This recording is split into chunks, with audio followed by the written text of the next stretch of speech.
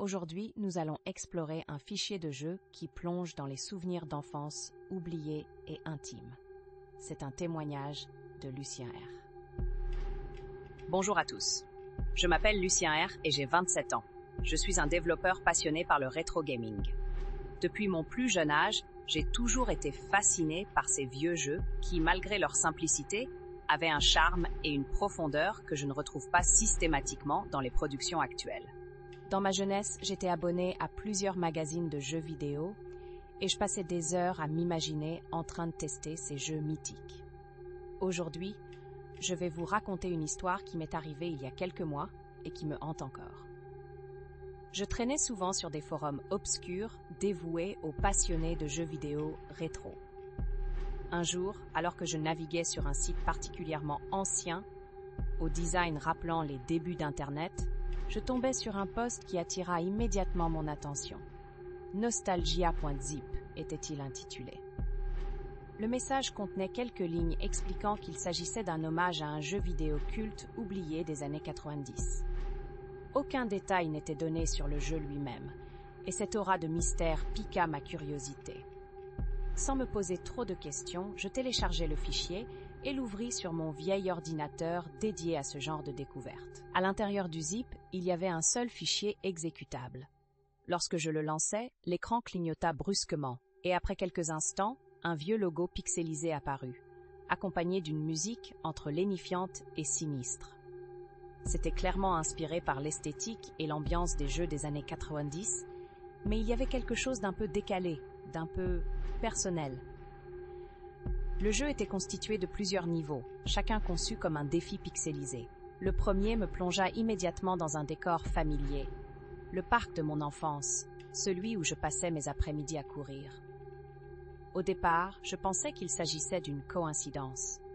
Mais plus je progressais dans les niveaux, plus les environnements devenaient personnellement résonnants. À un certain moment, je me retrouvais même dans la copie conforme de ma chambre d'enfant. Les détails étaient tellement précis que je commençais à ressentir une étrange gêne. Mais ce n'est que le début. À chaque niveau terminé, je parvins à débloquer une sorte de mémoire numérique. Au-delà de l'ombre, ils regardent et attendent, même pas dans les recoins les plus obscurs de ma mémoire. Ils étaient des échos de ma propre vie, mais avec des détails que je n'avais jamais racontés à personne. Par exemple, après un niveau se terminant dans une reproduction exacte de la salle de jeu de mon école primaire, une séquence argentée fade apparut avec un extrait me remémorant cette fois où j'avais eu une altercation avec un camarade. Une scène que je pensais oublier à jamais. Troublé, j'arrêtai le jeu pour la journée, mais la curiosité éveilla mes songes. Le lendemain, je replongeais dans le programme, mû par une envie irrépressible de découvrir ce que recélaient les niveaux suivants. Ce fut un plongeon de plus en plus intime dans des souvenirs que j'avais presque préférablement enterrés. À un certain stade, les niveaux commencèrent à être parsemés de phrases écrites en lettres luminescentes sur les murs du jeu, des sentences prononcées par des proches, des échos de conversations que je pensais avoir oubliées. Un soir, alors que j'atteignais un palier du jeu sans précédent, l'écran devint noir. Au début, je crus à un bug, mais un texte rouge vif apparut soudainement. Se souvenir de... Ensuite, une image se forma.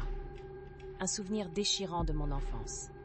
Quelque chose que j'avais totalement refoulé refit surface. Je fus transporté dans la ruelle de notre maison où j'avais assisté à un accident tragique. Personne d'autre que moi ne savait ce qui était arrivé ce jour-là et je n'avais jamais osé en parler. Toutefois, ce jeu semblait tout savoir. Paniqué, je fermai brutalement l'ordinateur, la peur nouant mes entrailles. Je ne compris pas comment ce programme était capable de puiser aussi profondément dans mon passé. D'où provenait-il? Qui l'avait conçu et pourquoi? Quelques jours plus tard, j'essayais d'en apprendre plus sur l'auteur du fichier, en vain. Le post initial avait été supprimé du forum et aucune trace ne restait de son origine. Seule demeurait une question tapie dans l'ombre. Ces détails intimes qui parsemaient le jeu, qui d'autres que moi, ou quelque chose au-delà de l'entendement, pouvaient en avoir connaissance. Bien que j'hésite à le rouvrir aujourd'hui, je garde nostalgia.zip précieusement sur un disque dur externe, comme un secret étrange que je n'ai pas encore décidé de résoudre. Comment un fichier numérique peut-il détenir un tel pouvoir cérémonieux sur les confins de la mémoire humaine? Et quelle serait la réaction de quelqu'un d'autre qui oserait ouvrir ce fichier chargé d'un poids qui n'est que mien? Je ne saurais jamais.